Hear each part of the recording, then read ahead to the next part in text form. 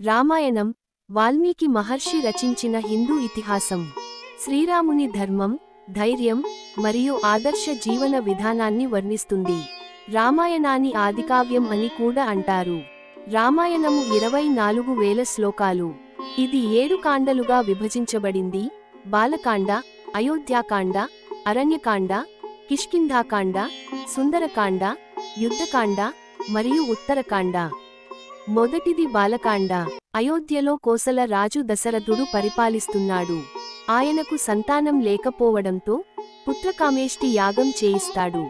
యాగఫలంగా ఆయన భార్యలు కౌసల్య, సుమిత్ర, కైకేయి గర్భం ధరిస్తారు.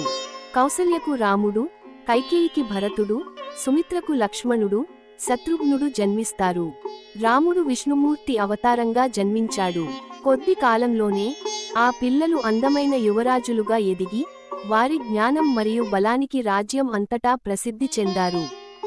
దశరథుడు తన పిల్లలందరినీ ప్రేమించాడు, కానీ తన పెద్ద కొడుకు రాముడి పట్ల తన హృదయంలో మృదువైన స్థానాన్ని కలిగి ఉన్నాడు.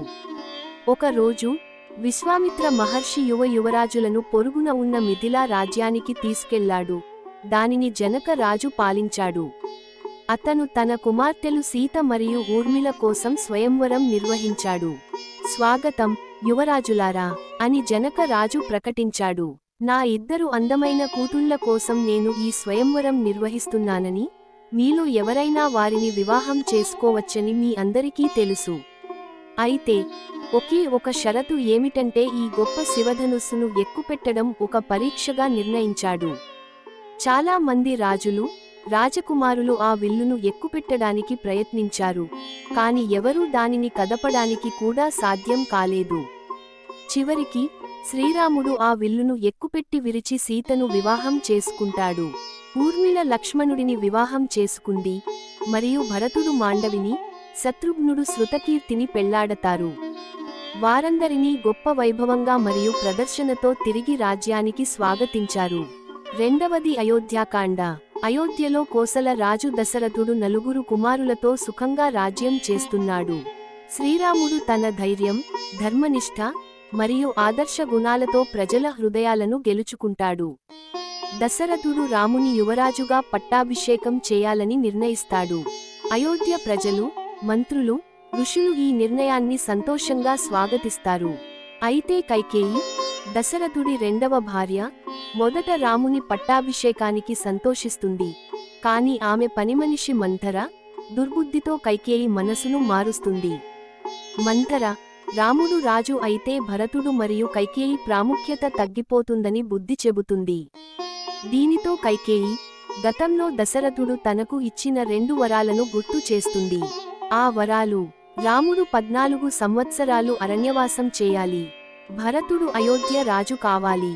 దశరథుడు ఈ కోరికలు విని మనస్తాపానికి గురవుతాడు, కానీ ధర్మవంతుడైన రాజుగా తన మాటను నిలబెట్టుకోవాలని నిర్ణయిస్తాడు. రాముడు కైకేయి కోరికలను తెలుసుకుని తండ్రి మాటను కాపాడటానికి వెంటనే అరణ్యవాసానికి సిద్ధపడతాడు. ఆయన సీత, లక్ష్మణుడితో ఈ విషయానికి చెబుతాడు. సీత భర్తను విడిచి ఉండలేనని, అడవిలో కూడా తోడుగా ఉంటానని నిర్ణయిస్తుంది. లక్ష్మణుడు కూడా అన్న రాముని సేవించడానికి అడవికి వెళ్తాడు. రాముడు మునివస్త్రాలు ధరించి సీత, లక్ష్మణుడితో అయోధ్య నుండి బయలుదేరుతాడు. ప్రజలు, కౌసల్య, సుమిత్ర దుఃఖంతో కన్నీరు మునిగిపోతారు. దశరథుడు రాముని వియోగం తామసలేక తీవ్ర దుఃఖంతో మరణిస్తాడు.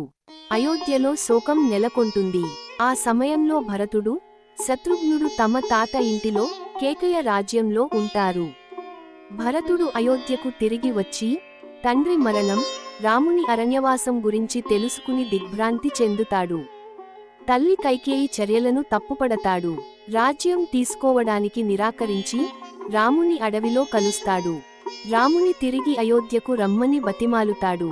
కాని రాముడు తండ్రి ఆజ్ఞను పాటించడం ధర్మమని, 14 సంవత్సరాలు అడవిలోనే ఉంటానని చెబుతాడు. భరతుడు రాముని పాదుకలను తీసుకొని నందిగ్రామంలో రాముని తరపున రాజ్యం పరిపాలిస్తాడు. రాముని పాదుకలను సింహాసనంపై ఉంచి తాను సేవకుడిగా రాజ్యం చూస్తాడు. రాముడు, సీత, లక్ష్మణుడు దండకారణ్యం వైపు ప్రయాణిస్తారు. అరణ్యకాండ కథ. రాముడు, సీత, లక్ష్మణుడు అయోధ్య నుండి బయలుదేరి దండకారణ్యంలో పర్ణశాల నిర్మించుకొని నివసిస్తారు. వారు ఋషులను కలుస్తూ ధర్మాన్ని పాటిస్తూ అడవిలో జీవనం సాగిస్తారు. రావణుని సోదరి శూర్పణఖ రాముని అందానికి ఆకర్షితురాలై ఆయనను వివాహం చేసుకోవాలని కోరుతుంది. రాముడు సీతను ఇప్పటికే వివాహం చేసుకున్నానని లక్ష్మణుని వైపు ఆమెను పంపుతాడు. లక్ష్మణుడు కూడా ఆమెను తిరస్కరిస్తాడు. కోపంతో శూర్పణఖ సీతను హాని చేయడానికి ప్రయత్నిస్తుంది. దీనితో లక్ష్మణుడు ఆమె ముక్కు, చెవులు కత్తిరిస్తాడు. అవమానితురాలైన శూర్పణఖ తన సోదరుడైన రావణుని వద్దకు వెళ్లి సీత అందచందాలను, రాముని ధైర్యాన్ని గురించి చెబుతుంది. శూర్పణఖ మాటలతో సీతపై మోహం పెంచుకున్న రావణుడు ఆమెను అపహరించాలని నిర్ణయిస్తాడు. అతను తన సోదరుడు మారీచుని సాయం తీసుకుంటాడు. మారీచుడు బంగారు జింక రూపంలో రాముని పర్ణశాల వద్దకు వస్తాడు. సీత ఆ జింకను చూసి దాన్ని పట్టుకోమని రాముని కోరుతుంది. రాముడు జింకను వెంబడిస్తాడు. కాని అది మారీచుడని తెలుసుకొని అతన్ని సంహరిస్తాడు. మరణిస్తూ మారీచుడు హా సీత, హా లక్ష్మణ అని అరుస్తాడు. ఈ అరుపును విన్న సీత రాముడు ఆపదలో ఉన్నాడని భయపడి లక్ష్మణుని రాముని వెంట పంపమని కోరుతుంది. లక్ష్మణుడు సీతను ఒంటరిగా వదిలివెళ్లడానికి ఇష్టపడడు. కాని ఆమె ఒత్తిడితో వెళ్తాడు. ఈ సమయంలో రావణుడు సాధువేషంలో వచ్చి సీతను అపహరిస్తాడు. సీత రావణుని ఎదిరిస్తూ తన పవిత్రతను కాపాడుకోవడానికి ప్రయత్నిస్తుంది. మూర్ఛపోతుంది. రావణుడు ఆమెను తన రథంలో లంకకు తీసుకెళ్తాడు. సీతాపహరణాన్ని చూసిన జటాయువు రావణుని ఎదిరిస్తాడు. వృద్ధుడైన జటాయువు రావణునితో ధీటుగా పోరాడినా రావణుడు అతని రెక్కలను కత్తిరించి జటాయువును గాయపరుస్తాడు. సీత లంకకు తీసుకెళ్లబడుతుంది. రాముడు, లక్ష్మణుడు తిరిగి పర్ణశాలకు వచ్చి సీత లేనట్లు చూసి తీవ్ర దుఃఖంలో మునిగిపోతారు. వారు సీత కోసం అడవిలో వెతుకుతూ గాయపడిన జటాయువును కలుస్తారు. జటాయువు రావణుడు సీతను లంకకు తీసుకెళ్లిన విషయానికి చెప్పి ప్రాణాలు వదిలిస్తాడు. రాముడు జటాయువుకు అంత్యక్రియలు నిర్వహిస్తాడు. సుగ్రీవునితో సమాగమం సీత కోసం వెతుకుతూ రాముడు, లక్ష్మణుడు ఋష్యమూక పర్వతంపై సుగ్రీవుని, హనుమంతుని కలుస్తారు. మూడవది కిష్కింధాకాండ. హనుమంతుడు సుగ్రీవుని ప్రతినిధిగా రాముని కలిసి ఆయన ఉద్దేశాన్ని తెలుసుకుంటాడు. రాముని ధర్మవంతమైన స్వభావాన్ని గుర్తించిన సుగ్రీవుడు ఆయనతో స్నేహం చేస్తాడు. సుగ్రీవుడు తన దుఃఖాన్ని రామునితో పంచుకుంటాడు. వాలి సుగ్రీవుడి భార్య రుమను అపహరించి అతన్ని కిష్కింధ నుండి తరిమివేశాడని చెబుతాడు. రాముడు సుగ్రీవునికి సహాయం చేస్తానని, వాలిని సంహరించి కిష్కింధ రాజ్యాన్ని తిరిగి ఇప్పిస్తానని వాగ్దానం చేస్తాడు. బదులుగా సుగ్రీవుడు సీతను వెతకడానికి వానర సైన్యంతో సహాయం చేస్తానని మాట ఇస్తాడు. సీత లంకలో ఉందని సుగ్రీవుడు అనుమానిస్తాడు. ఆమె వదిలిన ఆభరణాలను చూపించి రామునికి ధైర్యం చెబుతాడు. రాముడు సీత ఆభరణాలను చూసి ఆమె జ్ఞాపకాలతో దుఃఖిస్తాడు. సుగ్రీవుడు వాలిని యుద్ధానికి సవాలు చేస్తాడు. రాముడు ఒక చెట్టు వెనుక దాక్కొని వాలిని బాణంతో సంహరిస్తాడు. వాలి మరణిస్తూ రాముని నీతిని ప్రశ్నిస్తాడు.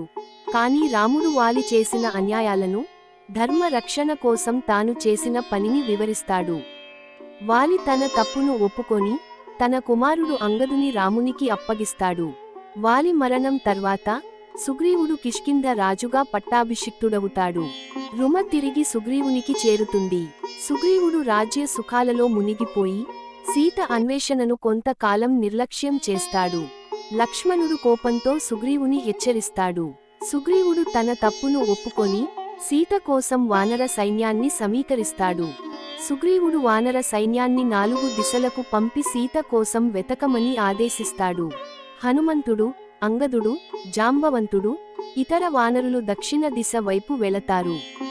రాముడు హనుమంతునికి తన ఉంగరాన్ని ఇచ్చి సీతకు దాన్ని చూపమని చెబుతాడు.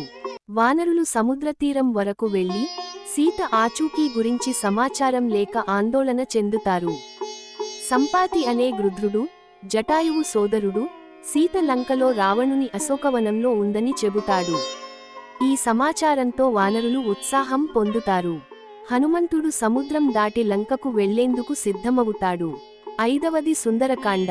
రావణుడు సీతను అపహరించి లంకకు తీసుకెళ్లిన తర్వాత రాముడు ఆమెను వెతకడానికి వానర సైన్యాన్ని దక్షిణ దిశలో పంపిస్తాడు. సముద్రాన్ని దాటడం అనే పెద్ద సవాలును ఎదుర్కొన్న హనుమంతుడు తన అసాధారణ శక్తులతో సముద్రాన్ని దాటి లంకలోకి ప్రవేశిస్తాడు.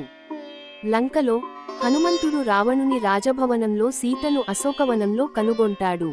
ఆమె రావణుని ఒత్తిడిలో ఉన్నప్పటికీ తన ధర్మం మరియు రాముని పట్ల భక్తిని కాపాడుకుంటుంది. హనుమంతుడు సీతకు రాముని సందేశాన్ని అందజేస్తాడు. ఆమెకు రాముని చిహ్నమైన ఉంగరాన్ని చూపిస్తాడు. సీత కూడా తన ఆభరణాన్ని రామునికి అందజేయమని హనుమంతుడిని కోరుతుంది. హనుమంతుడు లంకలో కొంత గందరగోళం సృష్టిస్తాడు. అశోకవనాన్ని ధ్వంసం చేస్తాడు మరియు రావణుని సైన్యంతో యుద్ధం చేస్తాడు. రావణుని కుమారుడు ఇంద్రజిత్తు అతన్ని బంధిస్తాడు. కాని హనుమంతుడు రావణుని సభలో రాముని గొప్పతనాన్ని ప్రకటిస్తాడు మరియు రావణుని సీతను విడిచిపెట్టమని హెచ్చరిస్తాడు. రావణుడు హనుమంతుడి తోకకు నిప్పు పెట్టమని ఆదేశిస్తాడు. కాని హనుమంతుడు ఆ నిప్పుతో లంకలోని అనేక భాగాలను కాల్చివేస్తాడు. చివరగా హనుమంతుడు సీత సురక్షితంగా ఉందని, ఆమె రాముని పట్ల నమ్మకంగా ఉందని రామునికి తెలియజేస్తాడు. ఆరవది యుద్ధకాండ. సీత లంకలో ఉన్నట్లు హనుమంతుడు రామునికి తెలియజేసిన తర్వాత రాముడు, లక్ష్మణుడు, సుగ్రీవుడు, హనుమంతుడు మరియు వానర సైన్యం లంకపై దాడి చేయడానికి సన్నద్ధమవుతారు. వారు సముద్రాన్ని దాటడానికి సేతువును, రామసేతు, నిర్మిస్తారు. దీనిని నలుడు మరియు నీలుడు నేతృత్వంలో వానరులు సముద్ర దేవతల సహాయంతో నిర్మిస్తారు. లంకలోకి ప్రవేశించిన తర్వాత రాముని సైన్యం రావణుని రాక్షస సైన్యంతో తీవ్ర యుద్ధంలో పాల్గొంటుంది. రాముడు మరియు లక్ష్మణుడు, హనుమంతుడు, అంగదుడు, జాంబవంతుడు మరియు ఇతర వానర యోధులు రావణుని సైనికులతో ధీరోదాత్తంగా పోరాడతారు. రావణుని సోదరుడు విభీషణుడు ధర్మాన్ని అనుసరించి రాముని పక్షాన చేరతాడు మరియు లంకలోని రహస్యాలను రామునికి తెలియజేస్తాడు. రావణుని సోదరుడు కుంభకర్ణుడు ఒక శక్తివంతమైన రాక్షసుడు, యుద్ధంలో రాముని సైన్యంతో పోరాడి రాముని చేతిలో మరణిస్తాడు. రావణుని కుమారుడు ఇంద్రజిత్తు మాయాయుద్ధంలో నైపుణ్యం కలిగినవాడు. రామ, లక్ష్మణులను బంధిస్తాడు. కాని హనుమంతుడు మరియు విభీషణుడు సహాయంతో వారు విడుదలవుతారు. చివరికి లక్ష్మణుడు ఇంద్రజిత్తును సంహరిస్తాడు. ఇంద్రజిత్తు లక్ష్మణుని శక్తివంతమైన ఆయుధంతో గాయపరుస్తాడు. హనుమంతుడు సంజీవని ఔషధాన్ని తెచ్చి లక్ష్మణుని రక్షిస్తాడు. చివరగా రాముడు మరియు రావణుడు నేరుగా యుద్ధంలో తలపడతారు. రాముడు ఇంద్రుని రథంలో బ్రహ్మాస్త్రంతో రావణుని సంహరిస్తాడు. రావణుని మరణంతో అధర్మం నాశనమవుతుంది మరియు రాముడు సీతను విమోచిస్తాడు. అయితే సీత యొక్క పవిత్రతను నిరూపించడానికి ఆమె అగ్నిపరీక్షకు లోనవుతుంది. అక్కడ ఆమె తన ధర్మం మరియు రాముని పట్ల భక్తిని నిరూపిస్తుంది.